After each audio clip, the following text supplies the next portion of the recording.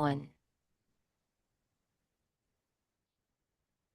Hello, and welcome back to another encouraging, inspiring, and including episode of the Achieving Unity Leadership System weekly podcast, a dialogue where we help turn complexity into execution, chaos into connection, and our purposes into action.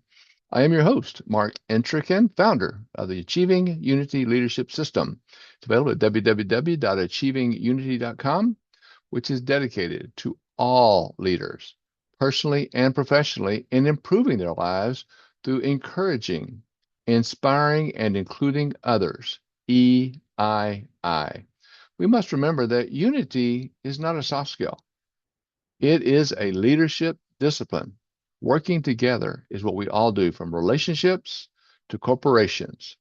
Today, this is another one of those conversations that will stay with you long after it is over. I am excited to welcome Mindy Green to the Achieving Unity Leadership System podcast. Mindy is a parenting coach, a speaker, an author, a former school social worker, and mother of four who helps families create calmer, more connected homes through better communication and emotional understanding. Her work helps parents better understand personality differences, reduce conflict, and strengthen relationships within the family. This conversation is especially meaningful during Mother's Month, Mother's Day, Mental Health Month, because so many parents are carrying stress while trying to also do the best for their children. Mindy brings practical tools, encouragement, and insight that can help families create more peace, confidence, and emotional connection at home. As we listen to Mindy and navigate through some of the divisions, frustration, and changes that we see today, we're invited to see not just the challenges that we could face, but the potential that exists when people are encouraged, inspired, and included in building a better future together, achieving unity. But first, before we delve into this insightful dialogue, let me briefly introduce my company, Reality Focused Dynamics. That's where it all began. As you can see on the first slide, again, it's our podcast, and it is weekly. So I hope you're putting it on your calendar, because this is about real conversations for leaders, personally and professionally, navigating all sources of division, frustration, and change.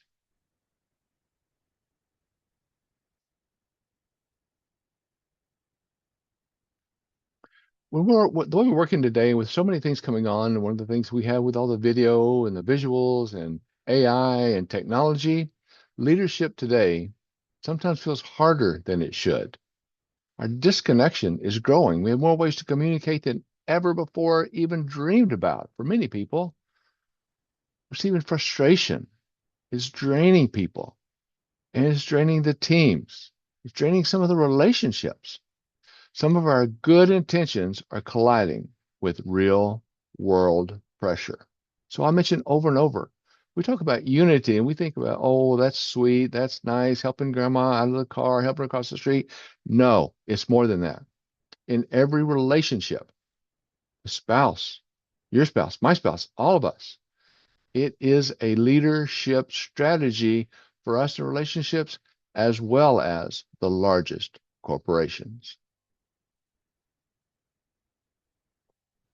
So, what do we mean by achieving unity? Achieving unity is part of the EII. E for encouraging progress without enabling dysfunction. Many times, dysfunction happens because of a lack of communication, a lack of understanding. First, I, inspiring action without forcing agreement. We inspire others. We help them understand what they can do and what needs to be done. The second I, including voices while maintaining accountability. Include everyone. We can all work together. It's not that hard once we know how, once we can communicate. Because by doing this, we will be building better businesses, better lives, and a better world, one conversation at a time. Again, I am your host, Mark Intrican, founder of Reality Focused Dynamics and the Achieving Unity Leadership System. I work with leaders, teams, families, all about navigating conflict, change, and complexity, helping us all move forward with clarity, Okay. unity, and sustainable action. We're going to talk about focused and what focused means.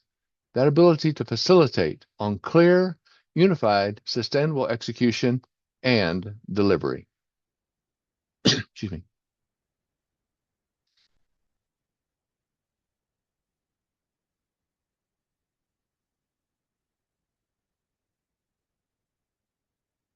And again, like I said, focused. The FOCUSED. Well, what does that F stand for?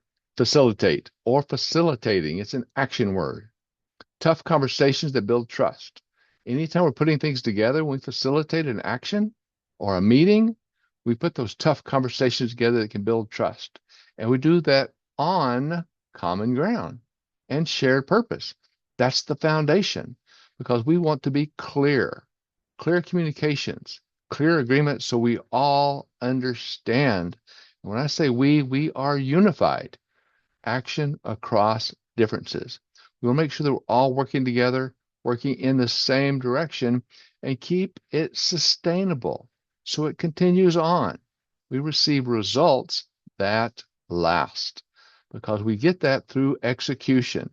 And the execution is all about consistent, responsible action, doing what we need to do one step at a time to bring that delivery, that inspired growth and lasting change forward each and every day going forward.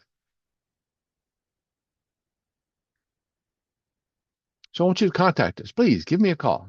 Let's promote clear, unified, sustainable action starting now.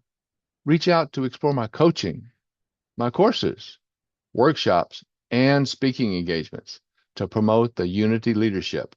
I work with couples, I work individuals, and I work with large corporations. It's all about it's all about achieving unity.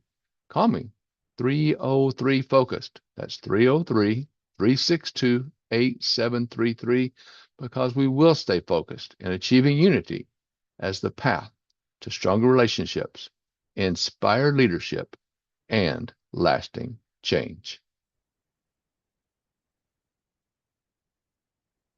This, again, is our weekly podcast. Want to make sure that you put it on your calendar, come back and talk with us. This is the month of May, as I mentioned, Mother's Day, Mental Health Month. We want to make sure that we're all working together each and every day. We have a tremendous guest today. Mindy comes on here shortly. But next week, we have Cynthia Klein, and she's going to be talking about another subject that's very important for the Mother's Day month, personal boundaries for moms. How many mothers need that or want that, but not quite sure where to go or where to step? Next week, May 27th, Cynthia will be here. Come on back. The next week, Ronald Allen will be here.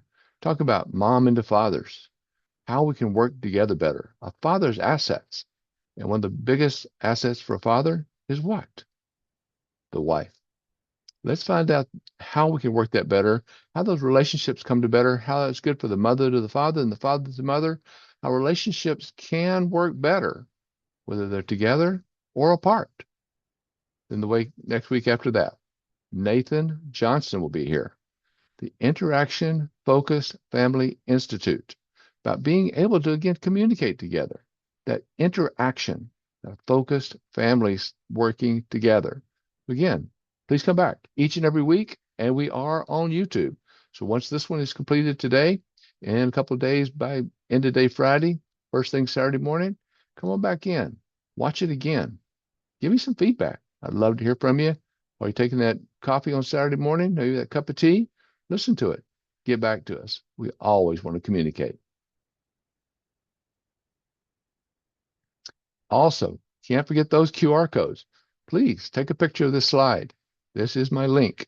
This is to my Reality Focused Dynamics, markintrican.com. Let's communicate. Find out more about what I do. Look down the screen. Let's get together. Let's talk more.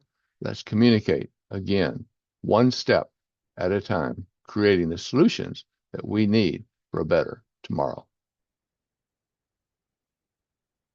Then here are the important QR codes of the day.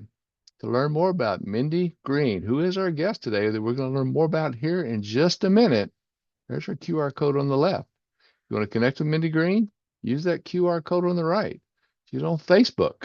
She's got her email down there, so you can get in touch with her right away. Find out more after this meeting is over. Continue that communication. Again, please take a picture of the screen, get in contact with her. You can ask her the question that we may not be able to get across today, because we have a lot of questions to talk about today. I know we're joking about that earlier, but we only have about 50 minutes to go through them. So let me get going to the next slide, and let's get started. We're excited to welcome Mindy, master social worker, a parenting coach, speaker, author, and former school worker who helps families create calmer, more connected relationships through emotional awareness, personality insights, and intentional communication. That's clear. Intentional communication. As the creator of Parenting and Personality and a certified parenting blueprint coach, Mindy blends personality science, neuroscience, and emotional intelligence to help parents better understand behavior, reduce conflict, and strengthen communication at home and in our schools, helping with our school system, the better communication that we have. Her work empowers families to navigate stress, emotions, and everyday challenges with greater compassion and greater confidence, turning common parenting struggles into opportunities for growth, healing, resilience, and stronger connection. Please help me welcome Miss Mindy Green. Hi, Mark. Thank you Hey, so much. Mindy, my pleasure. I'm so excited to have you here, just giving us a chance to one-on-one. And of course, everyone that's signed in to the podcast, if you have questions, go ahead and put those into the chat. We would love to talk about them. This is just so much to do and so much to think about as we go forward and what we're doing, how we do it. It's almost like one small step at a time. But if you don't mind, will you take us back to where this all started for you? Was going from school to social worker to parenting coach to an author. That's all a journey with a lot of heart in it. And it seems like every step along the way, they really have been about the same thing, helping families feel less alone in the hard moments. Is that right? Absolutely. And I appreciate being able to talk about this because I want anyone who's listening right now to know that I didn't start out like this, right? So, like you, I pursued my degree. I have a degree in social work, and I worked in a school with kids who were middle school all the way up through high school, and they had a lot of family issues. And I noticed that they would come to school. It's like almost like backpacks were filled with the issues that they were bringing with them from home. And, and then how that impacted their learning, their social engagement, like their social interactions. And so I would spend a lot of time talking to parents about what was going on at home and how, and because so many parents really want the best for their kids, and sometimes they lack those skills to be able to communicate or to understand or manage their own emotions, their frustrations. And so I really wanted to bridge that gap.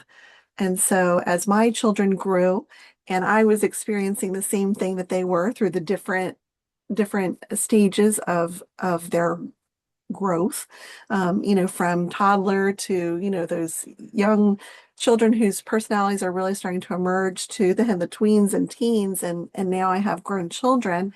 I really thought that I wanted to speak into this space because you said it so well, Mark. We can feel very alone and feel like there's so much noise and not sure exactly where to turn, who to listen to. There's a lot of advice out there, and it's not always good advice. So that's where the parent coaching came in, and writing a book just came naturally because it was inspired by an issue that my grandson was having with tying his shoes and keeping them tied. And so Oh, we go through the frustration of that and problem solving and how to calm how the character in the book calms himself. And this is all something that I went through with my grandson. And he and I wrote a book and he illustrated it. And then we decided to make it Wow, into a book that we have now on sale on Amazon. that is So excellent. yeah, so that's kind of the arc of how I got to be from there to here.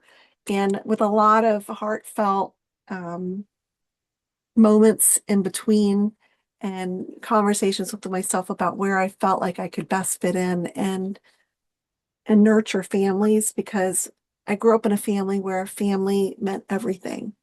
And sitting around the table at different events that we had, I saw how family can be there for one another. I saw the dynamics where those conflicts occur, as well as the ways that they healed and recovered. So I was very fortunate to have a really strong family.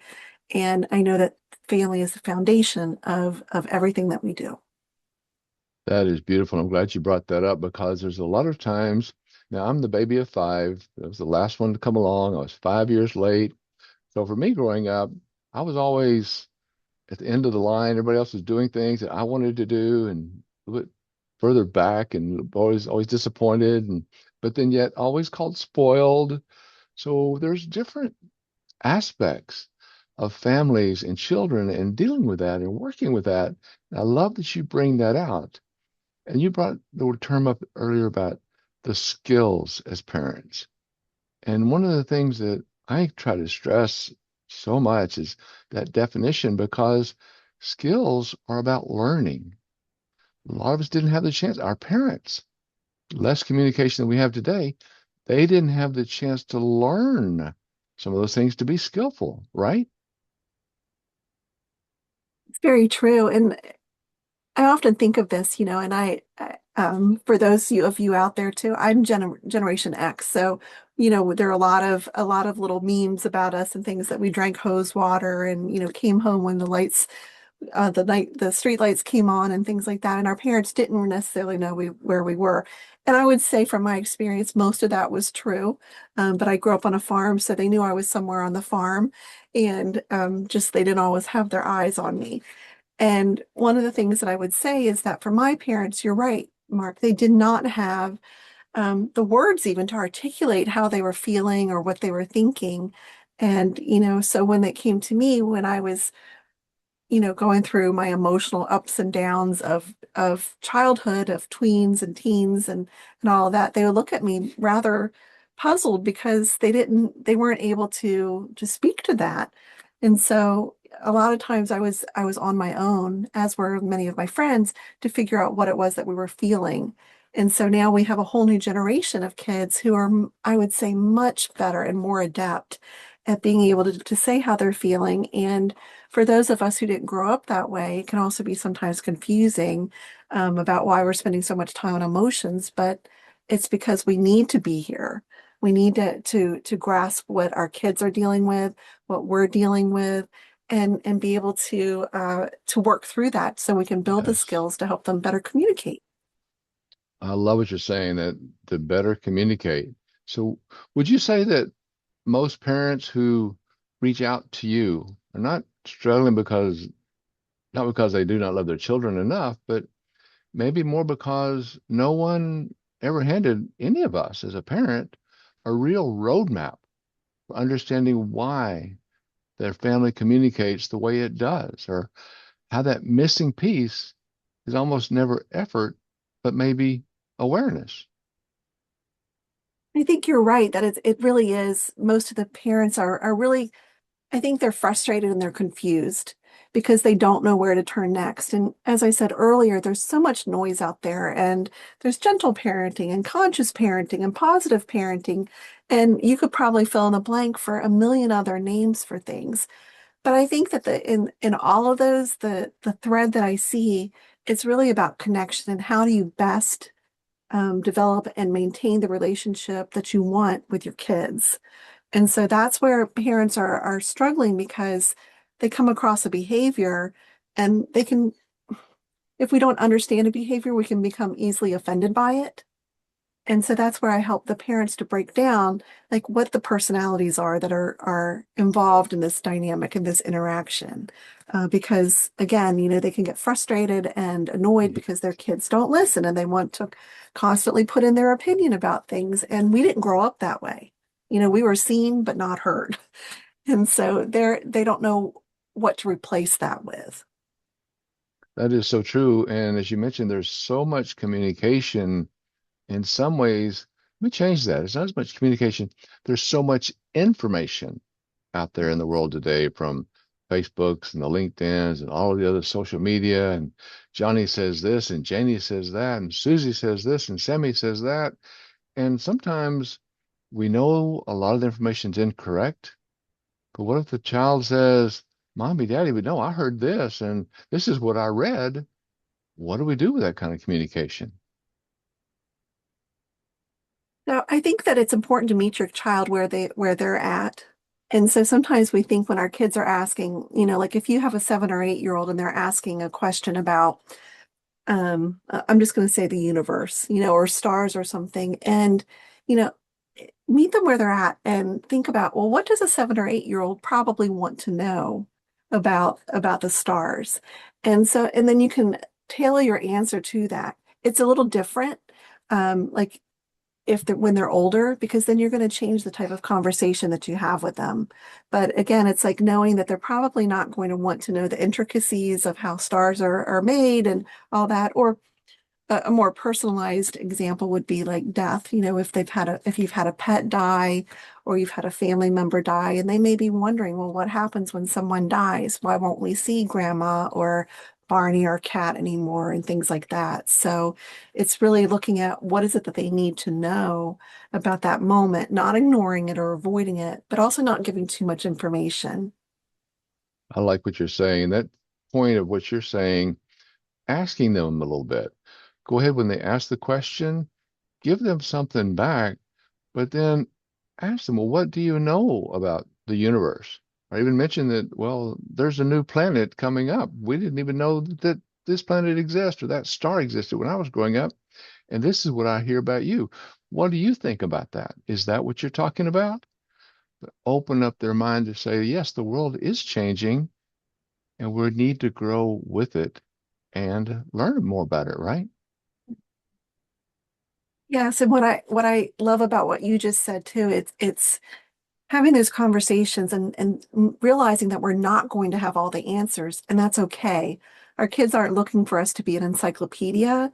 They're looking for that real connection with us and looking at our responses and the way that we are thinking through things. We're modeling for them how to be curious about life, about the things that are around them, around about the people, about the world that we live in, about nature, all of it. And so like you had said, asking a question or just say, I'm curious. What do you know about the stars? Or, do you have any friends who maybe have dealt with a death of a family member? Mhm. What did they say to you? And so just getting curious and really encouraging them to talk. That's so true. That encouraging them to talk to, put that seed out there, right, Mindy? And you mentioned the pet or the family member that has passed, and talk to them about sorrow, and we're sorry they're not with us anymore. Yet their memories do stay with us. And do you remember when we did this, or do you remember when they said that? And open that questions back up to them on the positive side. Make sure you keep it. Remember when we laughed? Remember when we went to the store? Remember when we went to the park or vacation? But bring something up about that, and then ask them, what do you remember about those days with, whether it be your pet or your grandparents or whoever it might be, the friends? But open up that idea that they may be gone physically, but their memories will be with us. They can be with us forever, right? Mark, when you were just saying that, I was thinking about how I'm responding to what you're saying and how a child is really such a wise observer of us. And so when you were talking and I was having my reaction, I was thinking, that it gives some gentleness to it, that there's a place for our memories and we can be sad and we can laugh that, remember the time the cat got stuck, its head stuck in the door or something like that. Whatever the memory is, it also shows that there's a duality of our experience too, that all of the things that we are feeling are valid. And so it's not just when something happens that's big that we have to be sad or angry or frustrated. We can be those things, and there also can be other emotions that go with it. They can. And sometimes there's going to be some tough ones to think about. And that's why we learn how to work with some of those behaviors. And have you found also that one of the most, I think, powerful shifts that we can make as parents is to simply move from that question that we may have had when they were younger about why is my child behaving this way, instead of thinking that, but turn it more to what does my child need right now? Those Yes. positive questions, perhaps, or some other communication bridge to build, because that single reframing of that situation, doesn't that change the entire emotional temperature of what can happen next? Yes. Well, because when you say, well, what's wrong with my child? Why are they acting that way? Even the way I'm saying it, my facial expressions, it's different. And I even saying that I feel a tightness in my chest. Whereas if I'm thinking and to myself or maybe even saying it out loud, sometimes that helps to verbalize it, to articulate it. What is this what does my child need right now? Or what does this behavior mean? And giving it some context. And then again, being curious. And so then, that's increasing your awareness. And with awareness, you can notice patterns. You can start to figure out, oh, well, whenever they transition from the school bus to home, they need a few minutes when they come in the door. That's not the time to tell them to go to their room and put their clothes away or whatever it is, whatever we want them to do in that moment. They because we're noticing, we're observing that they come in, they sit down, they like a drink of water, maybe a snack. They want to just like do nothing even for like 15, 20 minutes. And so that's noticing the differences between our children because not all children respond to a situation in the same way. That is so true. And instead of going into one of the things that I work with is we seem to go into negativity or sometimes negative comments, maybe to protect ourselves or whatever. And when they come in, to go right into, how come your room's not clean yet? How come you didn't clean the kitchen yesterday? How come? Instead saying, well, you look great today. That whatever you're wearing looks awesome. Or it looks like you had a beneficial day today. It looks like you had a very accomplished day today. Tell me more about what you did today. But give them something positive to work with, to start with, but then open that door with a question to hear more from them. Does that work sometimes? Absolutely. So I was just thinking about what you're saying, and I was picturing if we walked into work, and I know this happens sometimes.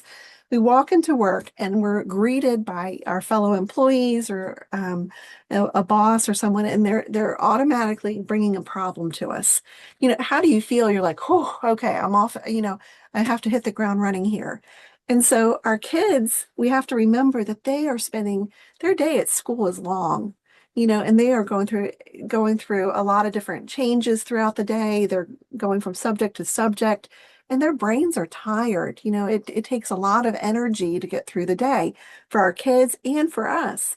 So, to create the environment that we want them to feel like they want to come home to. So, oh, I'm so glad you're home. How was your day? And I know sometimes people say, oh, don't say how was your day because that gives yes or no answers, but it's really more the welcoming, like just I'm so glad you're home.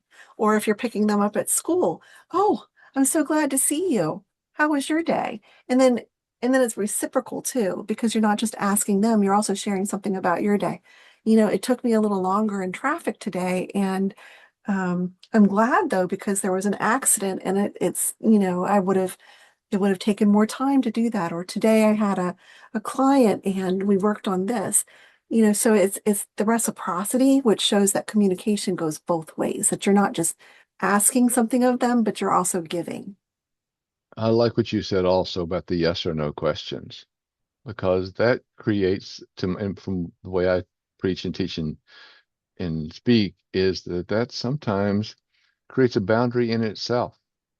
Because when someone Mm-hmm. asks us a yes or no question and we say yes, Mm-hmm. there's a blank spot. And I think both of us know that in speaking, when we're speaking to an audience, that blank spot's good because it lets the person think about what you just said.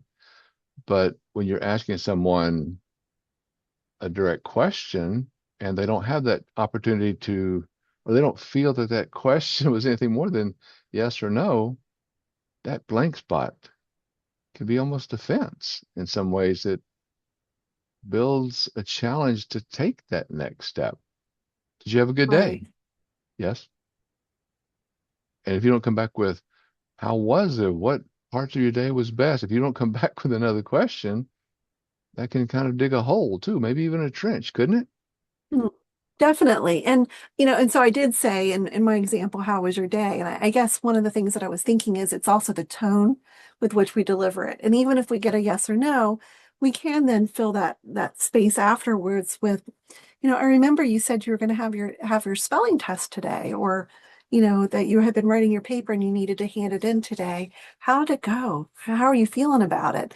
And so that, there are lots of follow-up questions that we can give to. And again, is that tone of being welcoming, really curious, and wanting, and then the other piece is listen, because if you ask them the question and then your attention is taken by your phone, like, I have my phone right here, but I have it off, because I'm getting notifications and different things. Be present. So, there's a saying, and I remember when I went to New Orleans one time, it's like it was a scam that people would play, and they would have people who would say, I know where you're at, or something like that. Yes. And so it's, you're where your feet are. So, so I say that because if we're asking a question and our kids are responding to us, to be present with them and listen. And how do we do that? We show them by making eye contact, leaning in. If we have a child who enjoys being touched, we can put our hand on their shoulder or their arm and really pay attention, make them feel valuable. Like they are the most interesting person you have come across. And at that time, at that moment, they need to be, because that's what we Exactly. want to be, and to be Exactly. felt and to be able to hear is so true. And you mentioned that question, and that was pulled on me on the corner in New Orleans, Louisiana, Canal Street. I know you got those shoes. Yeah. Oh, That's what yes, he that's what told it me. was. Yes, thank you. I know you got those shoes. Of course, I laughed and no, you don't. I'm from Denver, Colorado. You have no idea where I got these shoes. He says, yes, I do. And of course, he went into a spill. And yes, I tipped him because he was good. That Hmm. communication that he used, which maybe that implanted a seed into me about better communication going forward. I know you got those shoes. You got those shoes right here on the corner of Canal Street and Bourbon Street in New Orleans, Louisiana. That's where you've got those shoes. Yes, thank you And for of course, my clarifying jaw. that. That sounds so much better than what I said, but that's No, exactly the question. I love what you're saying, and I love how we feed off of each other with our questions and what we say because we work a lot in the same direction, Mindy, and I love that part of it because it's so beneficial for us. And as we talked earlier, my parents were wonderful. I just love them dearly. There were a lot of times that the communication wasn't maybe well, it wasn't perfect, but of course it wasn't. But I hope I learned something from it. But yet, when my kids were young, I did a lot with what they did. I mimicked what I learned. And it was only later, you mentioned being a grandmother. How much more do you think about today that, wow, if my child was 1 years old again or 2 years old or whatever age, I would do things differently. But yet we didn't know back then. So our ability now to share with new parents can be pretty strong, can't it?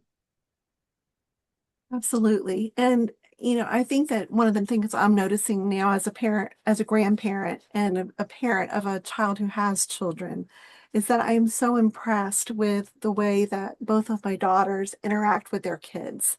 And so I say that because sometimes we can be really hard on ourselves as parents, and we think that we're not doing enough, that we're not giving enough, Excuse we're me. not enough. And you fill in whatever enough, not enough is. And our kids are resilient and they are also paying attention.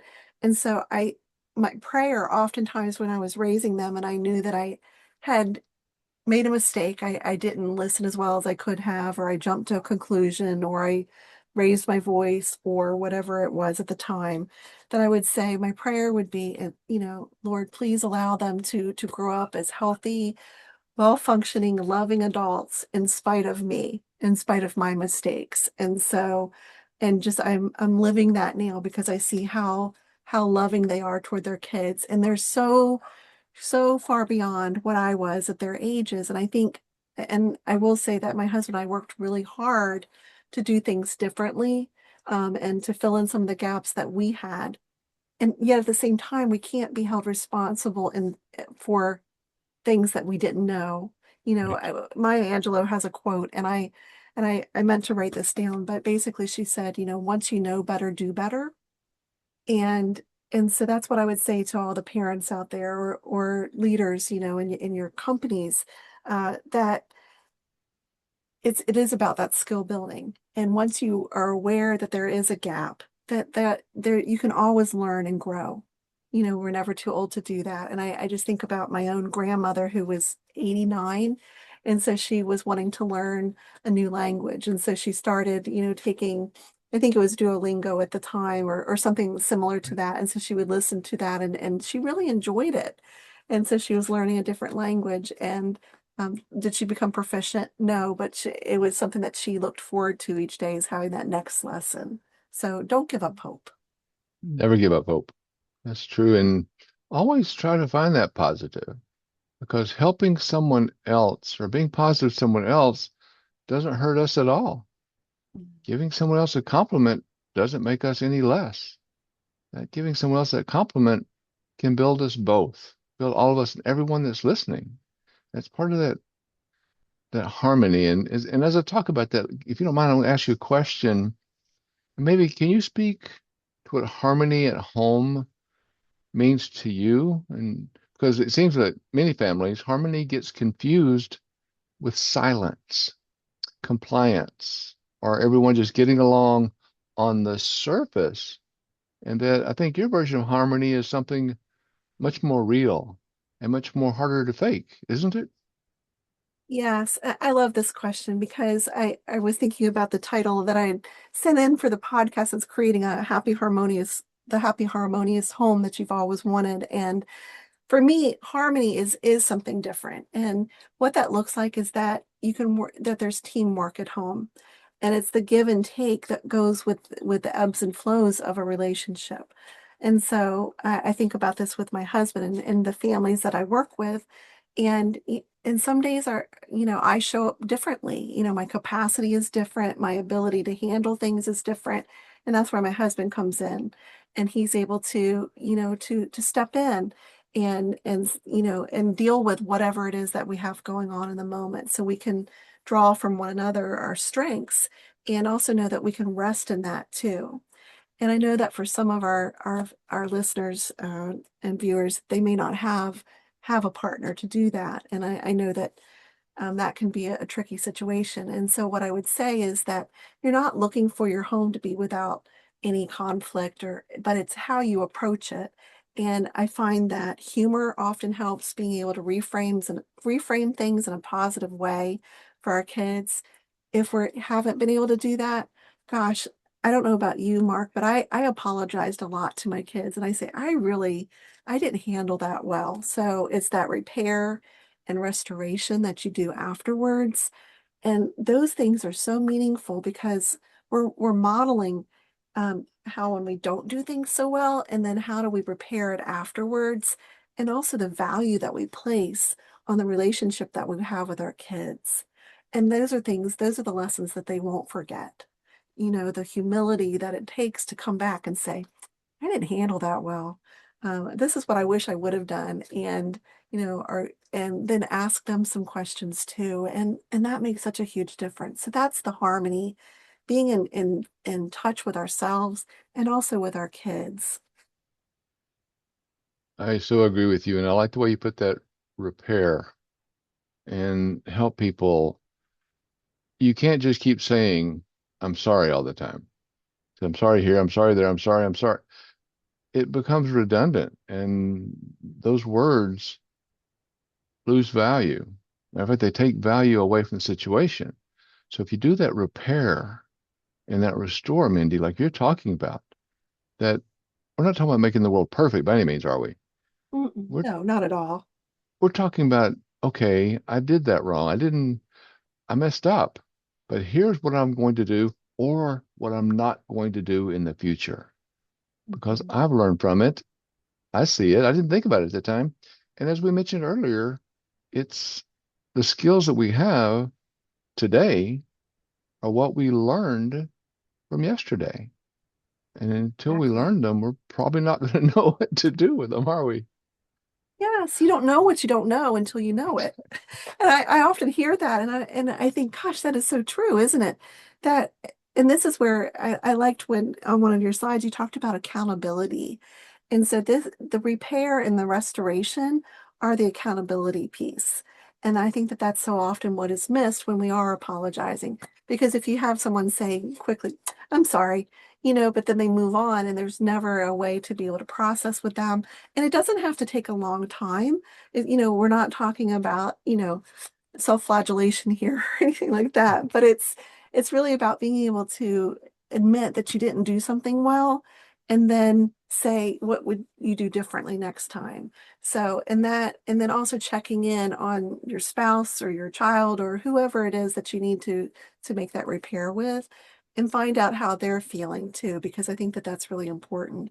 And it could be with our kids, I raised my voice and I didn't handle that well, but that must have been scary. Or was that a little scary for you? And then listen to our kids. This is where the listening piece comes in again. And that's communication is the give and take. That is so true. I love what you're saying. I mean, that this means so much in coming from the heart because too many times people just give excuses. Well, I couldn't do this because somebody else did that, and because it was late, and I was going somewhere else, and I would got in the car with them. Those are just excuses. If we're going to get better, and as you mentioned, responsibility, accountability, we're not talking about being perfect, but we are talking about owning up to what we do and how we can take it to that next higher level instead of falling into that rut and not going forward, right? Mark, can I say something here too? I want to interject because I want to go back to the skill building, like the things that we may Oh, or may please. not have received when we were growing up. And I think that defensiveness is a reaction that we may have learned from our parents when they were trying to point out something that we did wrong. And I know that for my parents, that would often come with a lecture. And so I was like, oh, I didn't do that. Or, again, I would point the finger at someone else. Well, so and so was doing it. And, so this is where recognizing that this may be a pattern that we brought with us from childhood is to be defensive. And then when you catch yourself, when you hear it coming out of your mouth or you're even thinking it, you can be like, oh, now you know where it came from and it served a purpose then. And what purpose is it serving now? And now it's causing a block in communication between us and the person that we're having this conversation with. So being able to recognize that, and you can even say that, gosh, I did it again, didn't I? So not only did I raise my voice, then I became defensive. And see what we're doing there now is we are showing our kids how do you notice a pattern and how do you interrupt the pattern and then how do you change it? Because as we change those patterns, we can improve our life. Exactly. And one of the things that I talk about is how do we grow up? We learn to say a certain word, and then our parents teach us to say a sentence. And so we copy. We learn Mhm. from the very beginning to copy other people. And when we're doing that most of our life, from the time we go to kindergarten, to school, to high school, to college, we learn and we repeat. So too many times the things such as negativity, as I mentioned earlier, and the things of not knowing what to do. If you do raise your voice because somebody else did it and I'm copying them, that can put us again back in that rut, can't it? So we want to make sure Yes. that we're catching on to that, right? Yeah, and I just want to say from a neuroscience perspective, we have these, our brain is always looking for shortcuts. And so that's why, we have habits, right? And it can be a habit to be defensive or to raise our voices or to argue our point or whatever that behavior is. That is a learned behavior. And so it becomes a rut. It's like, if anybody out there still has a record player, or maybe I know they've been coming back into into fashion recently, into style, to play those records. But it's like you get grooves, and so that's what happens is that the brain is like, okay, this situation feels similar to another situation, and that's how I reacted then. So then suddenly we're back into that established behavior, that established habit, and so that's where that pattern interruption comes in. And you're like, oh, okay, wait a minute, I did that. I need to back up here, rewind. And so when you're able to do that, then you're starting to establish a new neural pathway, a new pathway in the brain, a new groove, so to speak, so that you can handle it differently the next time. And that you don't get off track next time, right? Exactly. You, Yes. s- you stay in that groove.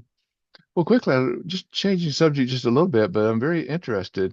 But one of the things that you also teach, and maybe you could give our listeners just a simple, friendly introduction to the DISC personality framework, because that's something I learned about in work. That was corporate training, but it seems that the way that you're applying it to family life seems to make it immediately personal and immediately useful for the person even sitting at the kitchen table, isn't it?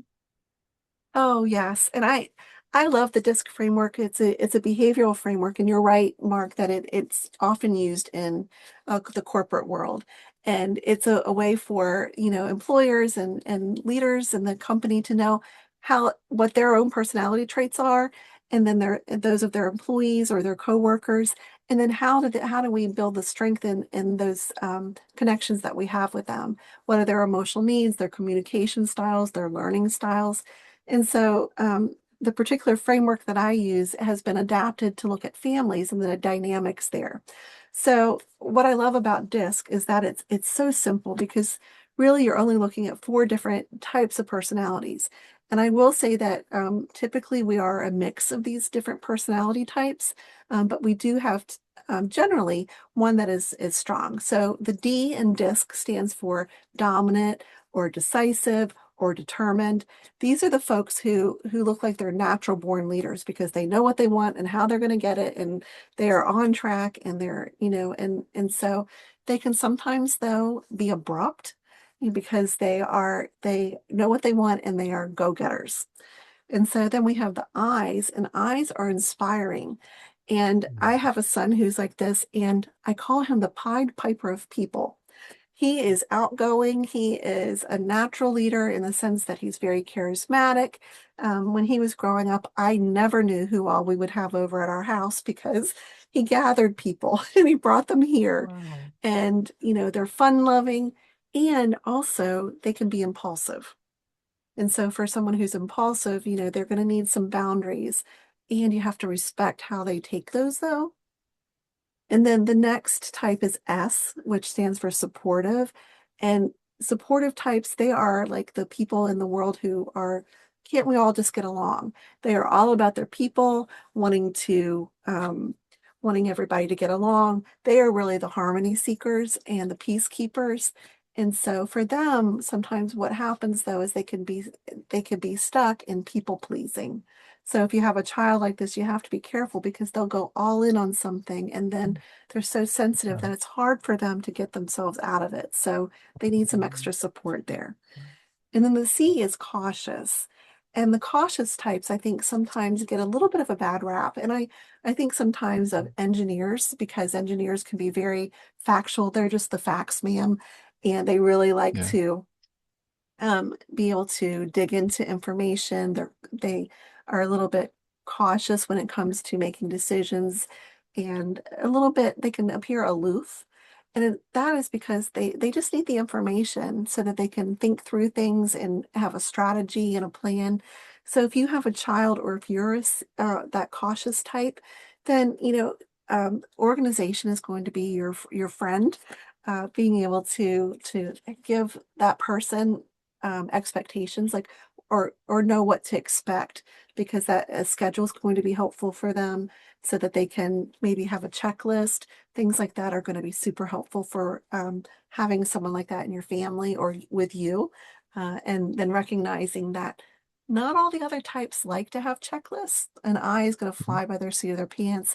An S is just going to be with their people, so they're going to be kind of open to whatever goes on. And a D might want to take over. That's interesting. Thanks for explaining that. And again, Yeah. that's one of those that I learned on the corporate side, and I love how you bring it into the personal side. And it goes with some of the things that I work on because whether you are on your way to work and you have somebody that's in a road rage and runs you off the road and you're going to the office and how you act, or if you're going home and that same thing happens and you get home and how you're going to act. So much of those are similar that we don't think about it, but we act differently and we'll treat sometimes the people at work differently than we might our own spouse. And that is just such a challenge. So using things like the DISC, the DISC, and learning how we are and our personalities is so important, isn't it? Oh, absolutely. And I think too, recognizing that when our stress level goes up, our skill level goes down. And so that's where we might be operating from a different personality trait. Like if you're a D, and or let's say you're a D, an ID, and so you have that inspiring type and that dominant type. And so when you're feeling stressed, you might go into the D, and so and that might show up as being a little more bossy, not listening as well, wanting your own way in that situation. So it's not that it's wrong. It's just that this gives us something to look at and recognize that, oh, this is what's going on. And once we have that understanding, then if it happens with our kids, if it happens with our spouse or someone that we work with, or on the roads, like you said, that then we can step back and say, okay, now I understand that. And then we're not so offended by what we didn't understand before. That is so true. I like the way you say that. And it makes me think when you were talking, we found that the moment that parents, for example, let's say they hear a description of their child's personality style and they suddenly recognize their child in that style, not as a problem, not as a problem to fix, but as as a person to understand. And that allows something to visibly shift in how they hold on to and how they support that relationship going forward, don't they? Yes, we are all uniquely wired. And so what I love about this is that it gives you a glimpse into your child's Excuse me. world, or your spouse's world, or your other family members. And so with that, then you know that when you're going into a situation where you might be having a certain conversation that can cause some heightened emotions, then you can think about, okay, so going back to where we kind of first started, well, what is my child going to need in this? Or if I see a behavior come up, what's going on? So what does my child need at this moment? And so that way, then you can prepare yourself for what comes next, and the good points, and also those harder points that could come in these conversations that we have. That's well said. I like the way you say that. As we're getting close to the end, I've got a couple more questions I hope I can get in to ask you and talk to you about. But would you speak directly to the moms? I mean, this is Mother's Day. This is Mother's Month. And if you could speak to the moms that are listening, the ones who are tired, the ones who feel like they are falling short in one way or another, no matter how good they're doing. I mean, they're the ones who gave everything they had this week, and still wonder if it's enough. And Mm. maybe share what you most want them to know about the value of what they're doing, even on the days when they cannot see it within themselves. Can you help speak directly to them and how they could grow forward? Yes. So, moms, I do want to speak directly to you with this. And I often talk about the invisible load of motherhood. And it's one of my favorite topics because there are so many things that we keep track of as mothers. We keep track of the schedules and the appointments and the sporting events and where everybody's shoes are and the keys and the what needs to be done next in the house and the chores and when the dog or cat needs to go to the vet. And that just goes on and on and on. And that is a daily list that we carry in our heads. And along with that, then we have the responsibilities of not just home, but if you're working, going out into the workplace, or if you work from home, you have those additional responsibilities and uh, everything else that you're involved in. And so what I want to say to you is that you are doing better than you think. And know that your thoughts can lie to you, that everything that you think is not true, that again, it's those old patterns, that those ruts that we get stuck in, that happens with our thoughts too. And so you have the ability, whether you can believe it or not, to change your thoughts and to recognize that what you're doing is the best that you can in the moment. And on those days that maybe you don't feel like you're doing the best that you can also, that's a time that you can have a conversation with your kids too, or not even talk, but just give them a hug. Give yourself a hug, breathe, make sure that you're well hydrated. And that's not just with wine, it can be water.